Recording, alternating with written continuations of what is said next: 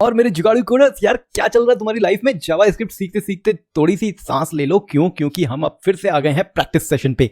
Practice में बहुत सारे नए चीजें पढ़ेंगे, बहुत सारे उलट पुलट करके चीजें पढ़ते हैं। और यहाँ हमने जो प्रीवियस वाले वीडियो में देखा था, एरे के बारे में पढ़ा था, फ्लैट, इंडेक्स, इंक्लूड, ये सब जो हमने मेथड्स पढ़े थे ना, चलो उनसे ही रिलेटेड कुछ मजेदार क्वेश्चंस हैं, उनको हम सॉल्व करते हैं। तो पहला क्वेश्चन बोलता है यार, use spread operator to insert element at a specific index of an array. ठीक है, तो सबसे पहले मैं एक एरे बनाता हूं और एरे को मैं नाम दे देता हूं ARR। उस एरे में है 1 2 3 4 7 5 9 7 इस तरीके से एलिमेंट्स। ठीक है, अब मुझे चाहिए कि यार ये 4 के बाद ना 5 आ जाए, फिर 7 आए, चलेगा। ठीक है, तो इसको करने के लिए सबसे पहले हम याद करो, हमने पढ़ा था एक स्प्लाइस के बारे में। तो हम करेंगे एरे को स्लाइस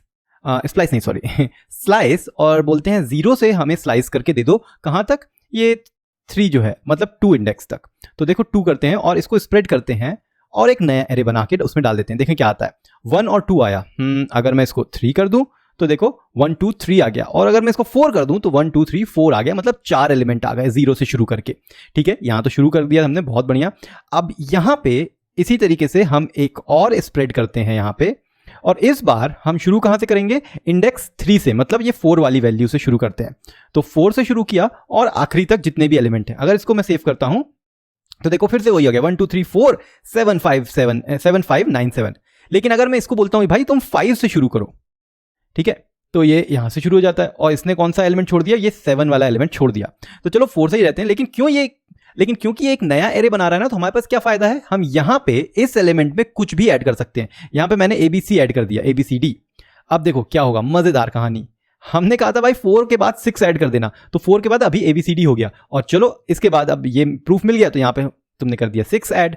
अब इसको तुम एक फंक्शन में डाल सकते हो और बढ़िया तरीके से बना सकते हो, कोई सा भी फंक्शन, इंसर्ट एट इंडेक्स। तो मैंने मान लो एक फंक्शन बना दिया, इंसर्ट एट, और यहां पे ले लूंगा मैं इंडेक्स, और वो इंडेक्स में रख दूंगा यहां पे। इसको कर देते हैं इस तरीके से रिटर्न, और ये 4 की जगह हम कर देंगे इंडेक्स, और यहां पे भी कर देंगे इंडेक्स, और हम यहां पे ले लेंगे जो एलिमेंट हमको ऐड करना है। तो ये हो गया एलिमेंट। अब बस कंसोल लॉग में करना है, इंसर्ट एट 4 एलिमेंट पे हमें ऐड कर देना है 6, और ये देखो सिंपल तरीके से बन गया हमारा एक मस्त वाला फंक्शन, है ना यार इंटरेस्टिंग। चलो अब आगे बढ़ते हैं दूसरे वाले क्वेश्चन पे। तो इस क्वेश्चन में हमें करना यह है कि इसने बोला है कि डीप कॉपी और शैलो कॉपी में डिफरेंस बताओ स्प्रेड ऑपरेटर की हेल्प से। तो देखो हमारे पास एक एरे है जो मल्टी डिमेंशनल एरे है, मतलब एक एरे के अंदर भी एरे है। अब डीप कॉपी और शैलो कॉपी का मतलब पहले देखते हैं। अगर मैंने एक कॉपी बनाया, उसको मैंने बोला शैलो कॉपी, और स्प्रेड ऑपरेटर की मदद से मैंने इस ओरिजिनल एरे को स्प्रेड कर दिया। ठीक है, कोई दिक्कत नहीं। मैंने शैलो कॉपी को लॉक किया और हमारे पास जो है ये रिजल्ट आ गया, वैसा का वैसा ही है, कोई दिक्कत नहीं है।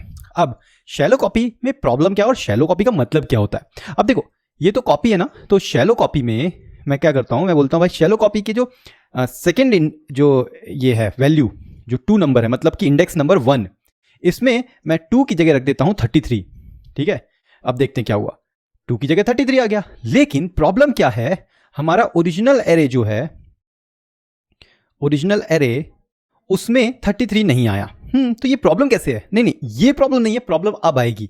देखो यहां पे मैंने कहा कि सेकंड एलिमेंट, मतलब सेकंड इंडेक्स, मतलब ये 3 और 4 वाला एरे है, वहां पे उसके फर्स्ट वाला जो एलिमेंट है, मतलब सेकंड इंडेक्स पे 3 4 वाला एरे है, और इस एरे के 0 इंडेक्स मतलब 3 है, उस पे मैं रख देता हूं लेट्स से 10। अब देखो क्या हुआ, यहां पे फर्स्ट शैलो वाला है ना, तो शैलो वाले में तो सही है, मैंने यहां पे 10 कर दिया था, लेकिन ओरिजिनल में भी 10 हो गया। अरे ये क्यों हुआ? क्योंकि याद करो हमने बताया था कि जब भी किसी एरे या ऑब्जेक्ट को किसी वेरिएबल में असाइन करते हैं, तो ऑब्जेक्ट या एरे की वैल्यू नहीं जाती है, सिर्फ रेफरेंस जाता है, मतलब कि मेमोरी एड्रेस जाता है। इसका मतलब हमने जब इसको स्प्रेड किया 1 और 2 को, तो 1 और 2 तो वैल्यू है, वो स्प्रेड हो गए। लेकिन ये एरे जब स्प्रेड होके आया, ये वाला एलिमेंट, ये एलिमेंट एक्चुअली में एड्रेस है, तो वो एड्रेस आ गया शैलो कॉपी में भी, और उस एड्रेस की वैल्यू हमने चेंज कर दी, तो वो ओरिजिनल एरे में भी चेंज हो गई।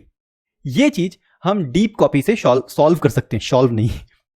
सो हम लिखते हैं डीप कॉपी, और यहां पे हम थोड़ा सा डिफरेंट स्टाइल यूज करेंगे। हम लिखेंगे जेसन डॉट स्ट्रिंगीफाई। अब ये स्ट्रिंगीफाई क्या चीज़ है भाई? अभी देखो, तुमने स्ट्रिंगीफाई के बारे में नहीं पढ़ा है तो मैं बता दूं, स्ट्रिंगीफाई का मतलब है इसको स्ट्रिंग में कन्वर्ट कर दो। अगर मैं डीप कॉपी जो हमने अभी तक किया है उसको मैं प्रिंट करूं लॉग में, तो देखो ये एक स्ट्रिंग में हो गया, ये एक्चुअली एक स्ट्रिंग है, ठीक है, कन्वर्ट हो गया। अब वापस इस स्ट्रिंग से तुम वापस एरे भी कन्वर्ट कर सकते हो। कैसे? सेम यही यूज होगा जेसन, लेकिन इसमें आप बोलेंगे जेसन पार्स। तो अब ये वापस बैक टू हो गया हमारा क्या? Original array. और क्योंकि ये एक स्ट्रिंग से नया एरे बनाया गया है, इसलिए ये जो एरे के अंदर जो दूसरा एरे है छोटा वाला 3 4 वाला, इसकी एक नई मेमोरी एड्रेस होगा। ये पूरा का पूरा ही एड्रेस नया है।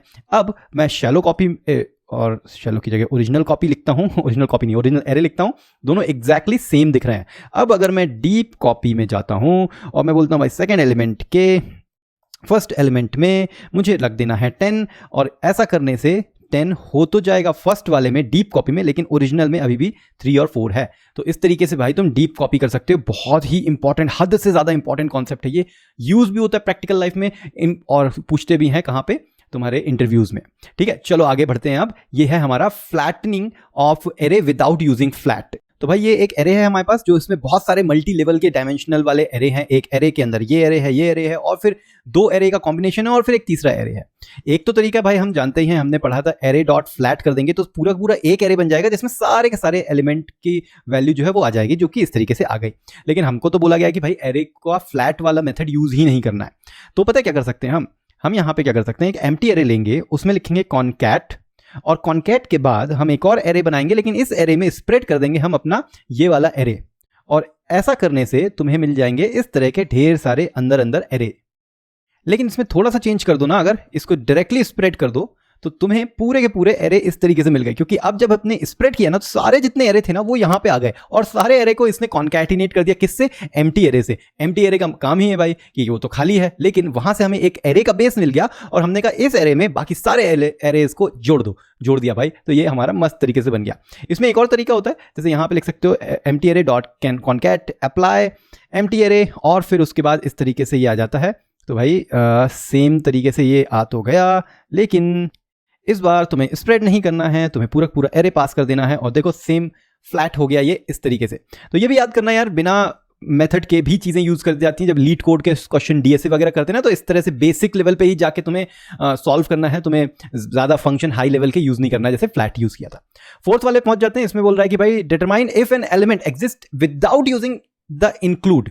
तो अगर हमारे पास ये एरे है इस तरीके से, और हमें देखना है कि इस एरे के अंदर क्या हमने यूज किया है ग्रेप्स, क्या ग्रेप्स अवेलेबल है, तो वही वो बता देगा फॉल्स। लेकिन हमें इंक्लूड यूज करना ही नहीं है, तो कैसे यूज करेंगे भाई? तो हम यूज करते हैं इंडेक्स की बात करते हैं। तो इंडेक्स ऑफ ग्रेप्स किसमें? हमारे इस एरे के अंदर। तो ये तो बता ही दिया है, ठीक है। तो ये हमारा -1 आ गया, तो ये जो है -1 से ज्यादा होना चाहिए, तो देखो फॉल्स आ गया। लेकिन यहीं पे मैं एप्पल यूज कर लेता हूं तो ये ट्रू आ गया। तो भाई ये एक बहुत अच्छा तरीका है। हर मजेदार मेथड को तुम ये सोचो कि किस तरीके से उस मेथड के बिना भी अगर काम करना हो तो कैसे कर सकते हैं, तो ये हमने इस तरीके से कर दिया। मेथड आपकी जो है हेल्पिंग के लिए है, लेकिन तुम्हें पता होना चाहिए कि रियल में और लोअर लेवल पे कैसे काम होता है। और फाइनली भाई आ जाते हैं रिमूव डुप्लीकेट फ्रॉम एरे। तो भाई ये कैसे होता है, ये यहां पे देखो दिया हुआ है। यहां पे यूज करना होता है तुम्हें सेट। सेट क्या करता है? सेट का सिस्टम ही होता है कि सेट बोलता है एक एलिमेंट एक ही बार आएगा। तो अगर मैंने इसको लॉक किया यूनिक वाले को, तो देखो इसमें से यहाँ पे 3 3, ये 2 और 2 और 1 और 1 था ना, सब गायब हो गया, सिर्फ 5 ही एलिमेंट बचे, क्योंकि हमने ये सेट यूज कर लिया। अगर मैं तुमको इस तरीके से दिखाऊं ये, तो सेट कैसा होता है? सेट को, अच्छा सेट को न्यू सेट करना पड़ेगा। तो सेट इस तरीके से होता है, और हमेशा सेट में जो है वैल्यूज यूनिक ही होती हैं। अब क्योंकि ये सेट था, और इस सेट से हमने कन्वर्ट कर लिया इसको एरे में by using spread operator on set. Set में स्प्रेड ऑपरेटर यूज किया, और ये ब्रैकेट लगा दिया कि भैया ये स्प्रेड ऑपरेटर से इस एरे के अंदर ही रहेगा। तो मजेदार वाली चीजें थी यार, इस वाले में तो बहुत ही शानदार शानदार हमने मजे से चीजें सीखी, मजा आया, और तुम्हें भी आया होगा यार। अगर आया तो भाई प्लीज जाओ और स्क्रीनशॉट लो, जो भी सीख रहे हो उसका फोटो खींचो, इंस्टाग्राम पे सार्थक सेवी नाम से मिलूंगा मैं, वहां जाओ, स्टोरी मुझे टैग करो, और फिर जल्दी से नेक्स्ट वाले वीडियो में पढ़ाई अपनी शुरू कर दो। तो भाई तुम्हें करते रहना है कोड में जुगाड़, और देखते रहना है कोड जुगाड़।